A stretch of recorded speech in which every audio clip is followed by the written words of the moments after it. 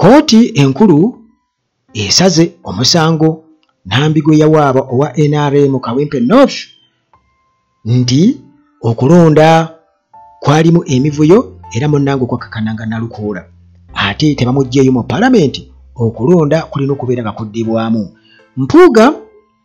talina bigambo birungi eri NUP era agigeraageranya kunzikiriza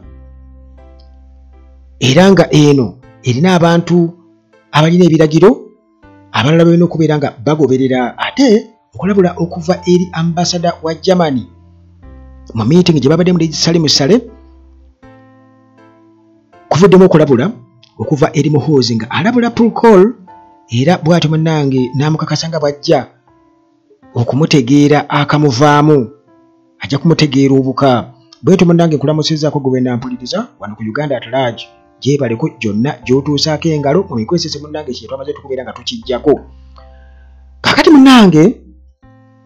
agaliwo essaawa eno twabadde tulindiridde ennaku z'omwezi ziizino munnange ziri 26 lunaku lwa Monday May era twakedde kwagala kumanya nsala ya kooti egenda kubeera etya ku musango guno ogwa Kawempe North. Nejjukira nti wano nabategeezako ne bagamba nti waliwo okwagala okulaga nti NRM ekyali y'amaanyi nnyo mu Buganda kubanga ekyo kiri awo ne munnange waliwo kye bayita okukuma olubugo nga lubaale mubbe. Kakati munnange Erias Nalukoola ate mu palamenti gyali bamusikambuddeyo. Kooti eragidde baddemu balonde okulonda kuddibwemu. Abantu batunuulidde ebintu bino kwegamba mu ngeri eyakifiiriza kubanga bagamba bannange omulamuzi tulaba wano bulijjo nga asala omusango gwa General Museveni guli gumanyi bulungi nga tuvudde mu kalulu era nga bagamba kale waakiri okubbira kwaliwo tetugaana ne tukugenda kukyusa byava mu kulonda. Naye kakati wano e Kawempe North bakubye abantu babamenya amagulu bakoze buli kimu buli kikolobero kyonna.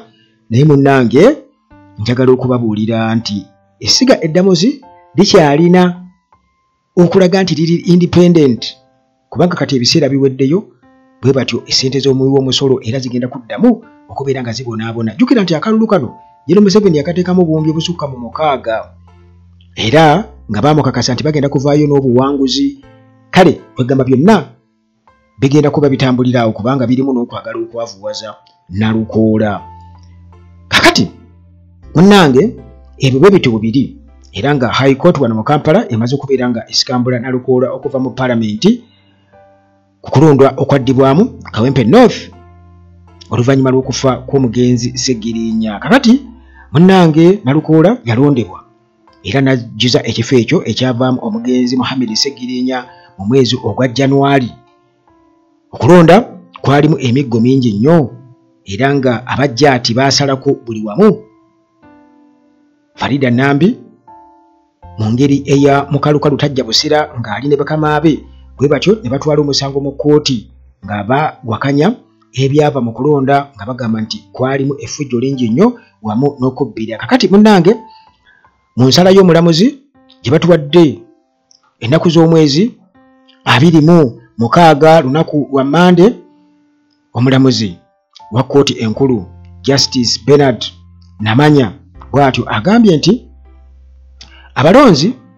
1,640 mu constituency omuli abannambi Farida Kigongo bano munnange tebaasobola kufuna mukisa okusinziira munnange ku ddembe lyabwe eriweebwa ssemateeka okubeera nga balonda era ng'agamba nti nno kino kyavaako okukosa oba okuaffectinga result ebyava mu kulonda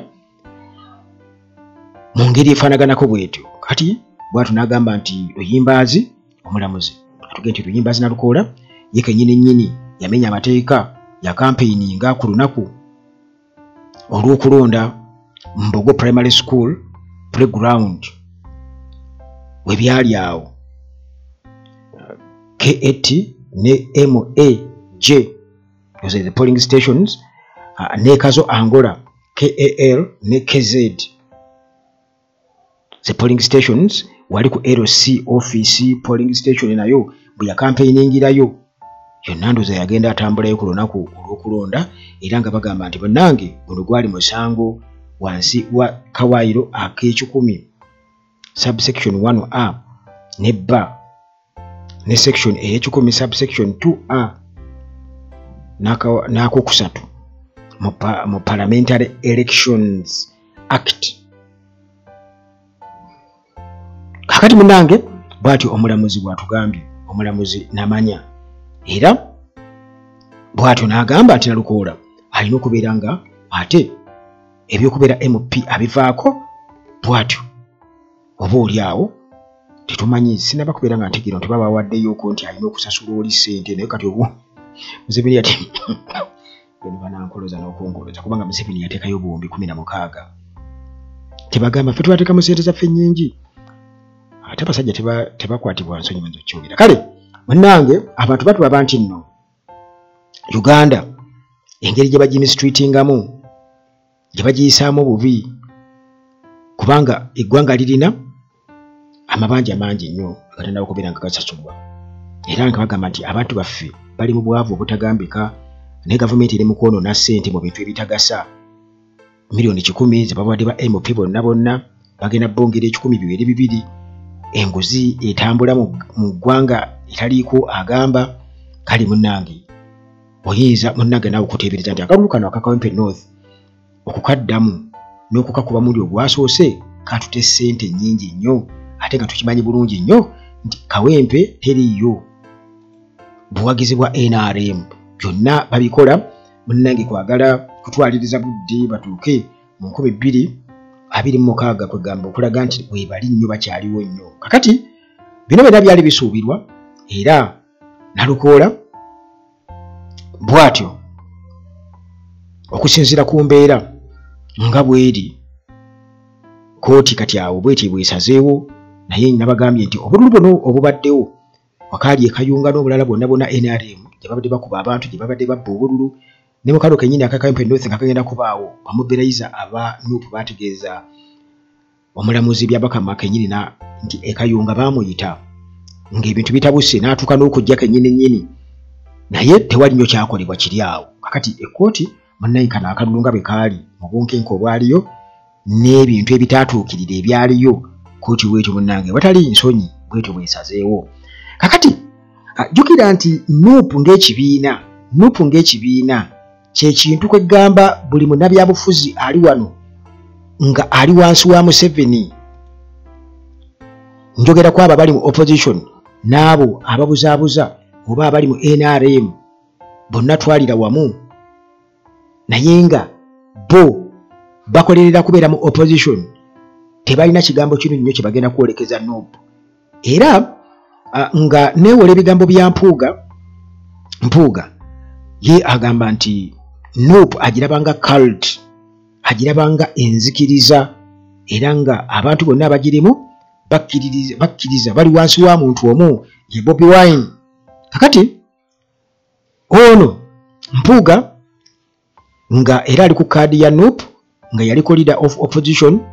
bw'atyo agamba nti ekibiina kino ekya National Unity Platform nti yakirabanga akadiini ak'enzikiriza, political gamba si kibiina kya byabufuzi, nti mwe mukirabiraawo ne si kibiina kya byabufuzi. Kakati bino byonna mu kubyogera agamba nti ekisooka bano bagezezzaako nnyo okuba nga bamwonoonera erinnya era nga bamusangula mu byobufuzi, naye n'agamba nti si bonna, tewaliwo abalala bali mu NUP naye nga bakimanyi bulungi nnyo nti nno ebigenda mu maaso ebimwogerwako si bituufu. Naye bba abantu mu kukiraba kino bagamba nti ebiseera ebisinga obungi omuntu alina okwebuuza kati nga Mpuuga nti ebibiina biri byonna byabaddengamu biri luddawa, nti NUP emutuusizza waali n'okumutuusa ku kitiibwa kyatatuukangako ekya leader of opposition, naye munnange yasalawo okugirira muli ng'omusota mbu okusinziira ku regime yo terabawo opposition, era yo NUP gyerabanga opposition. Kakati munnange abantu bamuwadde amagezi ti kale gwe jangu 226 wesimbewo awo ogenda okakasiza nti ebinyonyi bibuuka kubanga era Mpuuga muteefuteefu okubeera ng'akola ekibiina kye ng'ekibiina ky'ebifuzi n'ava mu kadiini ak'enzikiriza gy'ayogerako ka cult mbu alina okubeera nga munnange amaanyi agakendeeza ate agali ku bintu ng'ebibi byayogerako ebitalina makulu nga Nuupu naye n'atandikawo ekintu ekikye n'akitunda mu bantu abantu ne basalawo nti ddala mutuufu kye wayogera kyekyo kubanga bo munnange bamumanyi ng'omuntu ayagala ennyo ssente era bamanyi ebimwogeza bino byonna ssente kubanga FDC DP nti bano bayogerako bakale ebyalinga ebibiina by'ebifuzi byayogerako nti biri luddawa bwe tuli essaawa eno biri luddawa kubanga bw'oba wava mu DP ng'omanyi ekibiina ky'ebifuzi nga n'ebirala byaliwo bye muwaana biri luddawa birina we biri bwe twogera ku Nuupu okusinziira ku mutendera kw'eri essaawa eno ebyo munnange biri awo naye nga byonna nga bw'obiraba obululu buno Kawempe North n'obululu obulala bonna obubadde bubaawo by elections ezibadde zibaawo zonna by elections ezo nga NRM gwe balangiridde nti yawangudde tewabaawo kuddamu kalulu era tewabaawo bubbi bwonna kakati munnange oluvannyuma lwa ambassador owa Germany okulabula nti ebintu Muhoozi byayogera bigenda kusiigira Uganda oba kusiiga ekifaananyi kibi ekya Uganda eri ensi yonna nti kabadde kaseera ka bunkenke kubanga bagamba Andrew Mwenda yazze nga wakaito eddakiika 4 kireka ndoza bamubagulizzaako kubanga okulinnya akanyonyi otuuka wali eggulu ng'okalinyidde wano Kampala kaseera katono nnyo oba watuuse edda ndowooza yawe yalinnya agenda aprotectinge mukama we akati mu protectinga nti wabaddewo okwanyisiganya ebigambo ne David Procol era nga bino byonna nga bimaze okuggwa kati tufuna okulabula okuva eri Muhoozi agamba nti oyo muli w'enkwe ayogera Procol agamba nti talinaawo wakwekweka wonna talinaawo bwagenda kwekweka Muhoozi azza omuliro kubanga yakirabanga mbu okumuyisaamu amaaso obutamuwa kitiibwa Procol ayogera ati ebigambo bifaanaganako bwe bityo kakati munnange buno butwale ng'obutakkaanya mu magye aga Uganda ne bannabyabufuzi oba political figures wano mu Uganda Muhoozi nga Chief of Defence Forces era nga mutabani wa General Museveni era nga akozesezza nnyo aravirejingidde nnyo ku kintu kyekyo ekyokubeera mutabani wa General Museveni kati bw'atyo alumbye David Procol former intelligence boss amulumbye era nga Muhoozi agamba nti Procol amulabanga kwegamba omuntu alina omuze ogw'okulya enkwe mu banne era munnange obubaka buno yabutadde ku mukutu ogwa X agamba nti ono habitual traitor ayitibwa Procol nti eyagezezzaako okunjogerera amafuukuule olunaku luli Muhoozi bw'ati bwe yawanditse ku mukutu gwe ogwa X era nga agamba nti omuli w'enkwe ono nti yalya olukwe mu mugenzi gwayita muganda we Brigadier Nobo Mayombo ndoza mulaba tuzzeeyo kubanga ntera bagamba nti ebiriwo bitubuulira ebyaliwo n'ebyo ebirikola ki ebirijja kakati Muhoozi agamba nti ono Procol ye yali olukwe mu Nobo Mayombo era naga ntalina wakwekweka kati Muhoozi jjukira nti bino byonna bindi okubyogera nti Procol yatabukidde Mwenda mu lukiiko mu misisinkano yabaddewo wakati w'aba diplomats ba European Union eggulu nga basisinkanye Sale tisale ye yabadde ayogera ebigambo bitonotono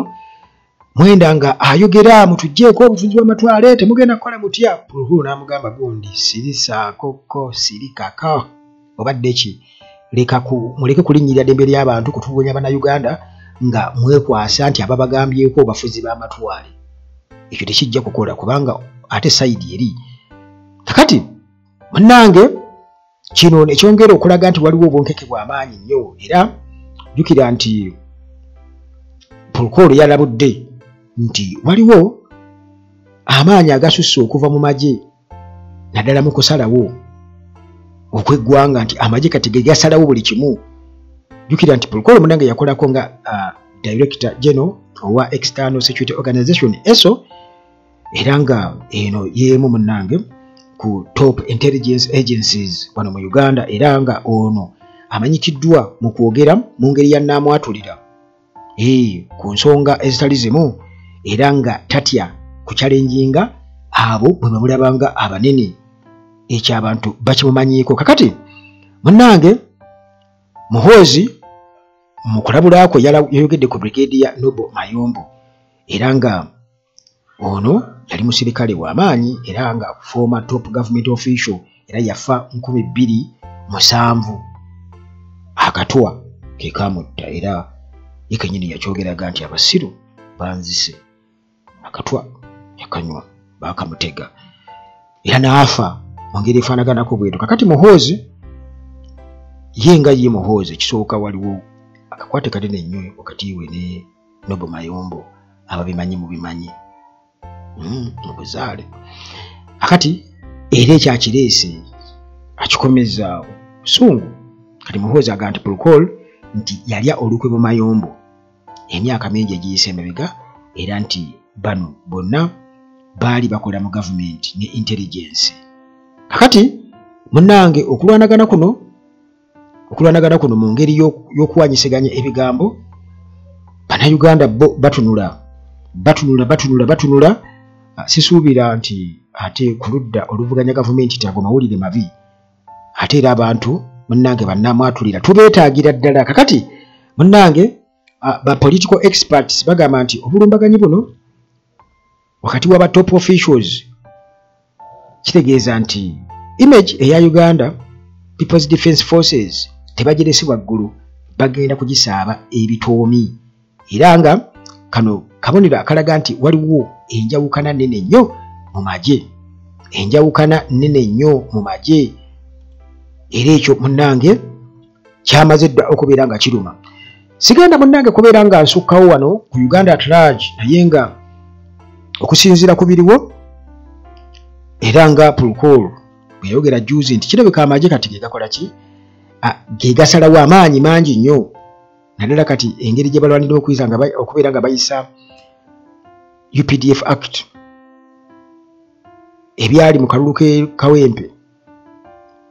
n'ensala ya kooti nga bw'eri essaawa eno ku miga egyakubwa abantu abajjaati n'ebirala byonna, nga era CDF yali awaana buwaanyi byonna ebigenda mu maaso makula. Ensala ya kooti munnange ekiraga nti eno bamaze okubeera nga bagikanikamu, kubanga juzi Mulangira Kibinge yagamba Chief Justice nti munnange omusaayi gwa Eddie Mutuku guli mu ngalo zo, nti singa oli mu kubaako ky'okolawo omusajja agenda afuna obujjanjabi abantu bajja kikuteekako. Naye twakitegeera Ssejuso yatugamba nti esigedde muzi tetesobola nti ab'amakomera tebalina kulinda lukusa okutwala omusibe okubeera nga bamujjanjaba. Naye kitulaga nti kati era awo waliwo influence, waliwo eddoboozi erituula buli wamu erimaamidde buli kimu. Sigedde muzi mmwe mulindeeko, amakomera mmwe mulindeeko, parliament mmwe mulindeeko, ba ministers mmwe mulindeeko, buli wamu. Era nga ago magye Muhoozi baamuwa buli kimu, kitaawe yamuwa buli kimu, obuyinza obwenkomeredde, yamuwa obuyinza obwenkomeredde. Tuba tutubiwulira mu nkuubo nti munnange Muhoozi ayinza okuba yafuga, naye kati essaawa eno tewali kubuusabuusa okusinziira ku ebyo ebigenda mu maaso, era nga munnange kabina ku ddongo maaso ku lutimbe, era nga ffenna bwe twongera okubeera nga tusabira eggwanga lyattu Uganda, kubanga obwannantagambwako n'okufugisa omukono gw'ekyuma nga batufugisa amagye kirabika kaakati bye biteekinze over.